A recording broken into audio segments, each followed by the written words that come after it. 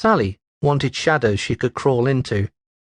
She wondered if Dan's swollen face, accompanied by her gigantic midriff, would prevent them getting a table. But the waitress didn't even seem to notice. "Table for two?" asked the rotund woman in the restaurant's unflattering uniform. The pattern on it could only be described as tablecloth. The waitress took them to the far side, close to the front window, which stretched the full length of the wall and from floor to ceiling, in full view of the car park. She waited for them to shuffle into the booth. It took Sally a while, as most things did these days. "Drinks?" "2 decaffeinated coffees, please," requested Dan. Sally hated his assumptions of what she'd drink, which had only begun with the pregnancy. At first, his protectiveness was cute, but that had soon worn off. Nevertheless, she was too tired to protest.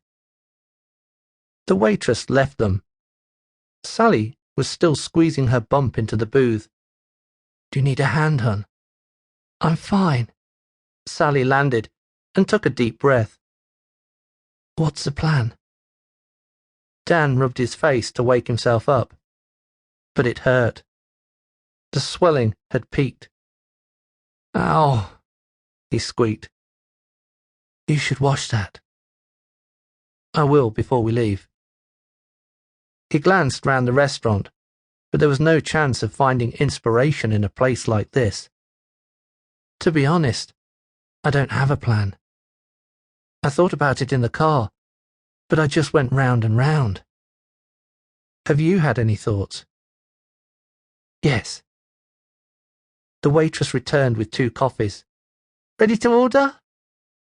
Sally picked up the menu and read it in 10 seconds flat. "A double cheeseburger, pancakes, an English muffin, toast, and a strawberry tart, thank you." The waitress jotted it all down, then turned to go. "Excuse me," said Dan, raising his hand. The waitress huffed and begrudgingly turned back on her heels. "I haven't ordered yet." The waitress appeared puzzled, until she took another look at Sally. For the first time, she noticed she was pregnant. Sally nodded. "Oh my God," gushed the waitress. "You're so pregnant. You haven't got long, have you?" Sally raised her eyebrows. "No, not long." "You must be terrified. I know I would be. I could never do that. Like, no way. Like shitting a football. That's what they say, isn't it? Like shitting a football." Sally forced a smile. Trust them to get a waitress with tocophobia. Sally knew that was a name for a fear of pregnancy. She'd looked it up shortly after she discovered she was expecting.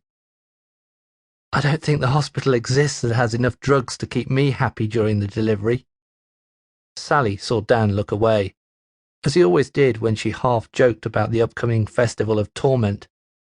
What other people, obviously better-adjusted people, called the joy of childbirth. "I'll have a poached egg on toast, please," said Dan. "Coming up," said the waitress, then headed off to the kitchen. "I'll call the police." He pulled his mobile phone out of his pocket. Sally put her hand over the phone. "I don't think that's a good idea." Dan looked up at her quizzically. She stretched out her hand to stroke his battered face, but withdrew it in case it hurt. The police were the only people who knew. Think about it. The only people. It might be a coincidence, but we don't know. What do? We keep driving? If you're not too tired. Aside from the injuries to his swollen face, his eyes appeared watery with tiredness. But they had to keep going, at least for a while. For once, his insomnia might be an advantage. Eventually we'll run out of road. Dan looked deep in thought. And then what? Sally hadn't thought that far ahead. I don't know.